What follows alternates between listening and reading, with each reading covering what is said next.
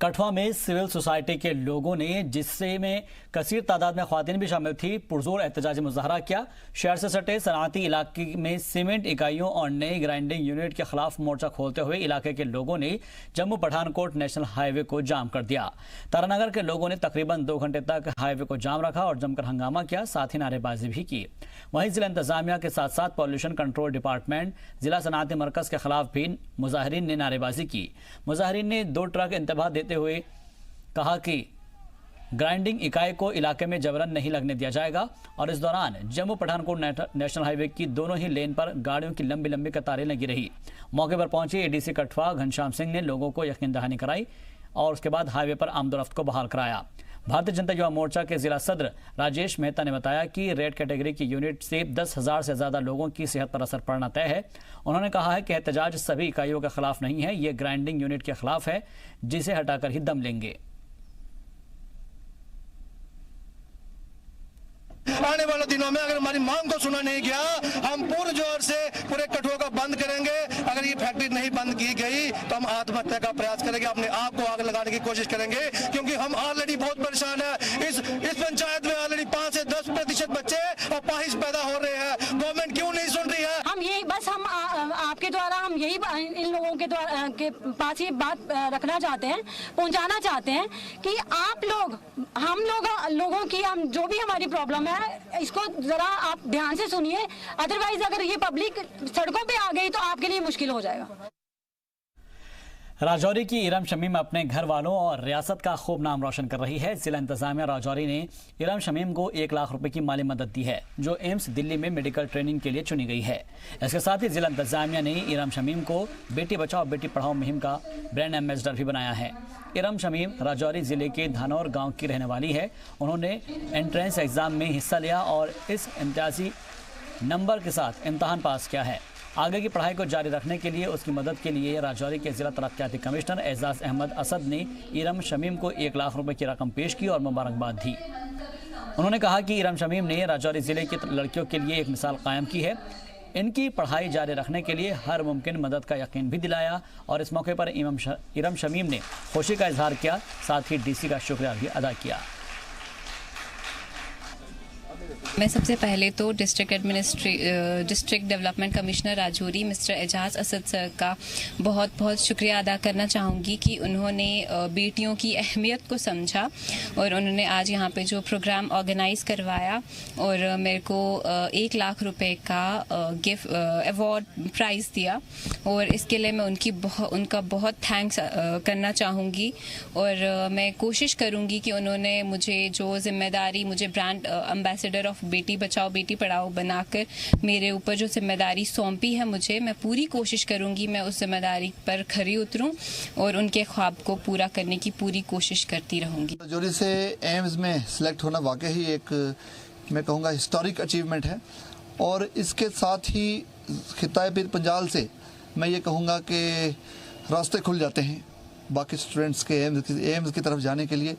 जो इस खित्ते के पहाड़ों से जितने रास्ते निकलते हैं, मुझे पूरी उम्मीद है कि आने वाले बरसों में वो जाकर आईआईटी, एम्स और सिविल सर्विसेज एग्ज़ाम कंडक्ट करने वाले जो इदारे हैं वहाँ तक जाकर। दरअसल इरम शमीम जो है वो हर किसी के लिए मिसाल है, खासतौर पर उन बेटियों के लिए जो कि पढ़ नहीं पाती है। लेकिन उनकी कामयाबी का सफ़र कैसे शुरू हुआ और कहाँ तक पहुँचा है, आइए जानते हैं इस रिपोर्ट के जरिए।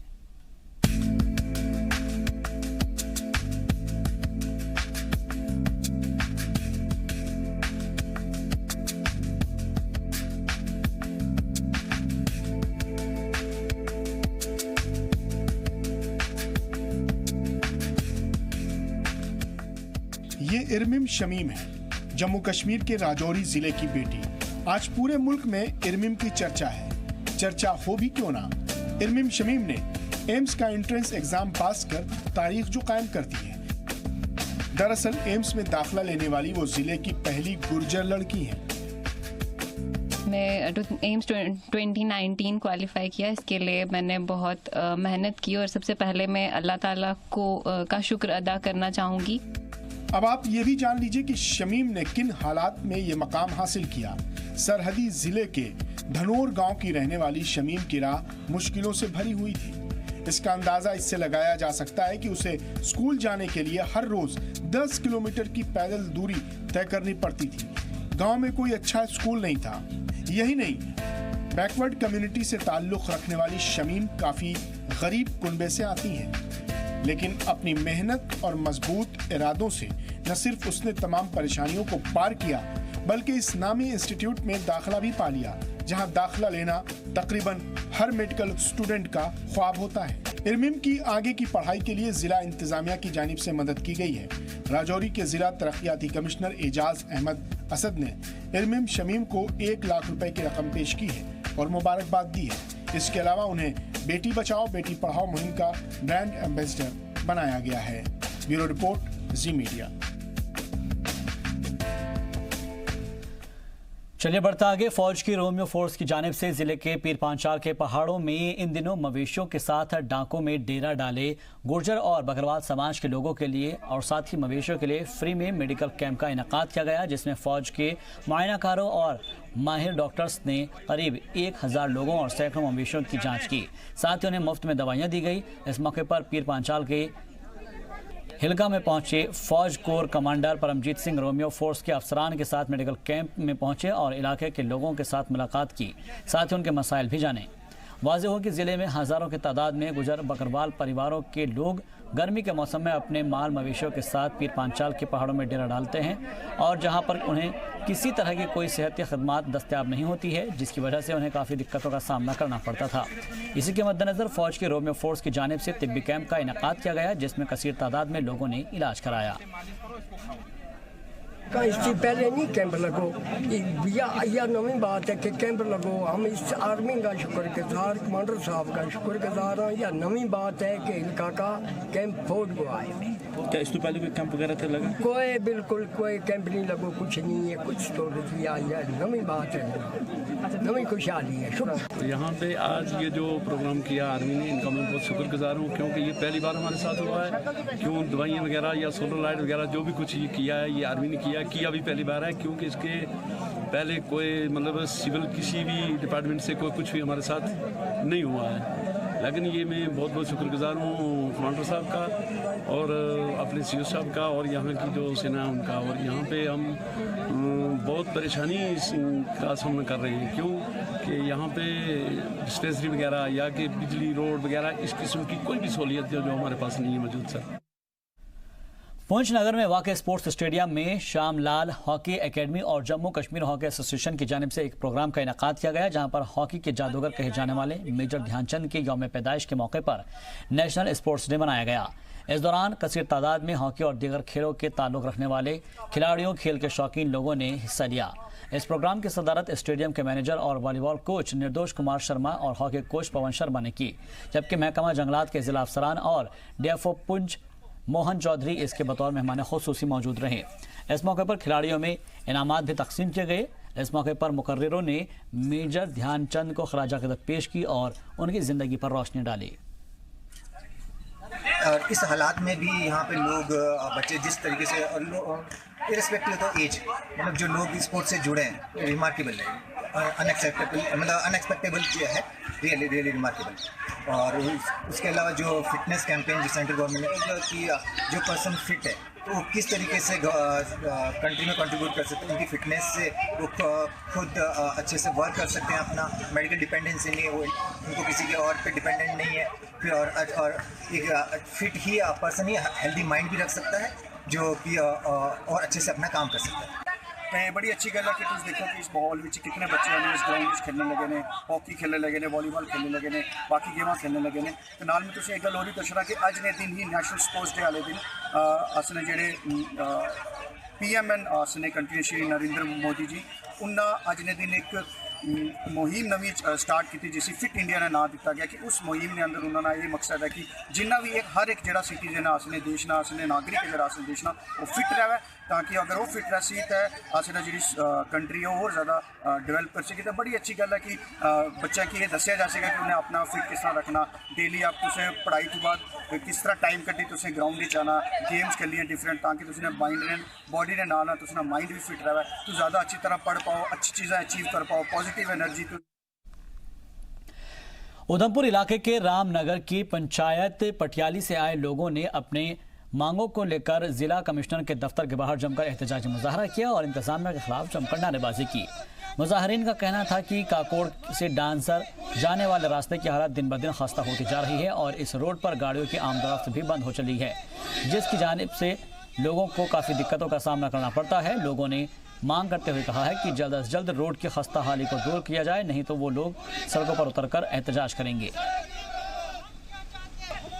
हम पंचायत पटियाली से आए हैं, पंचायत कचीलगंजू से पब्लिक कुछ आई है, कुछ बिले रुमैन है वहाँ से आए हैं, कुगोड़ से आए हैं। हमारी समस्या ये है कि हमारा जो रोड है कुगोड़ से लेकर डालसा तक, उसकी हालत बड़ी ख़राब हो चुकी है।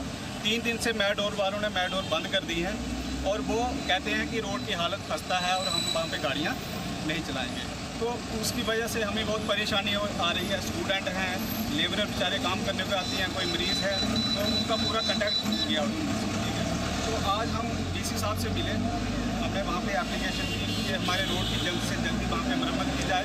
और दूसरा ये है कि हमारा रोड हम पिछले 1 साल से सुनते आ रहे हैं कि आपका रोड लैंग्वेज स्कीम में आ गया है, तो इसका पूरा काम होगा, लेकिन सुनते हैं कि टेंडर हो गया है, काम शुरू हो जाएगा, लेकिन 1 साल से कोई उसमें कोई काम नहीं शुरू हुआ है। जम्मू कश्मीर पुलिस ने फेसबुक पर कश्मीर के बारे में अफवाहें फैलाने के इल्जाम में 5 लोगों के खिलाफ मामला दर्ज करके कार्रवाई शुरू कर दी है। ये पांचों ही नौजवान राजौरी और पुंछ जिले के रहने वाले हैं, लेकिन इस वक्त बाहरी रियासतों में काम कर रहे हैं। पुलिस ने इस बात की तस्दीक करते हुए कहा है कि कश्मीर के हालात पर अफवाह फैलाने के इल्जाम में इन नौजवानों के खिलाफ कार्रवाई की जाएगी।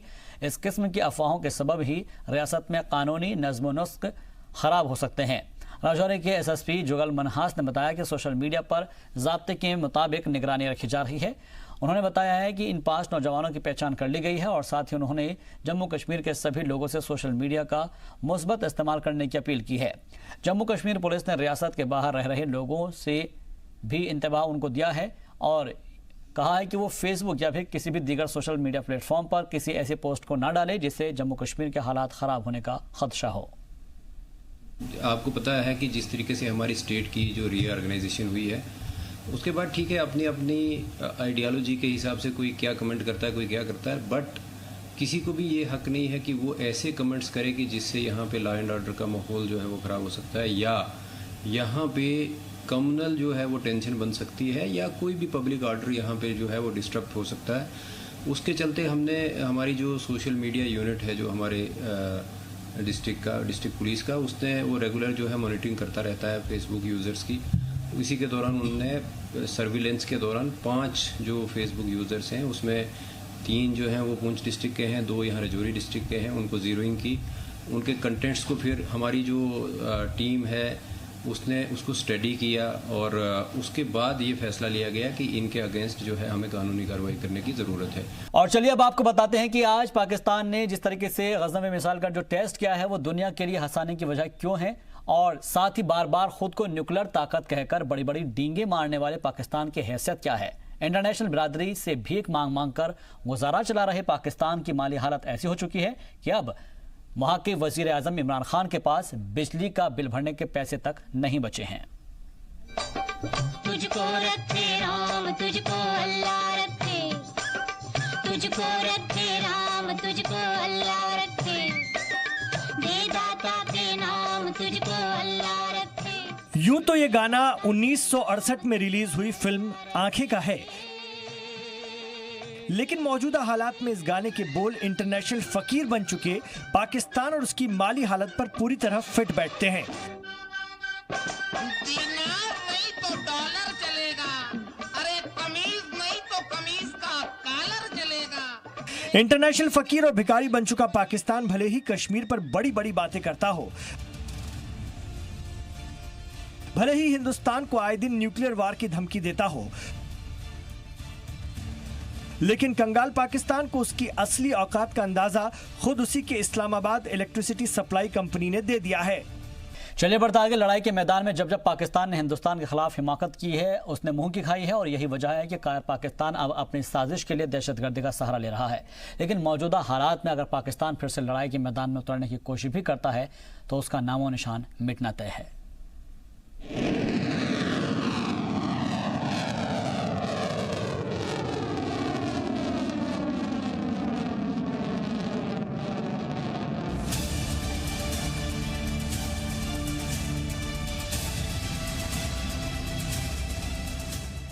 देख लो पाकिस्तान। गुस्ताखी की तो रौंद डालेगा हिंदुस्तान।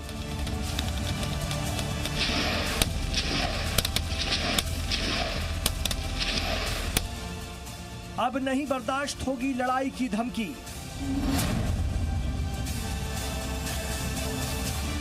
पीओके के साथ छीन लेंगे गिलगिट बाल्टिस्तान। और मैं पूछना चाहता हूं पाकिस्तान से, कश्मीर कब पाकिस्तान का हो गया कि आप कश्मीर को लेकर बराबर रोते रहते हो? कश्मीर कब पाकिस्तान का था? कि पहले से ये बात तय थी कश्मीर हमारा है, इसमें कहीं किसी को कोई संदेह नहीं था।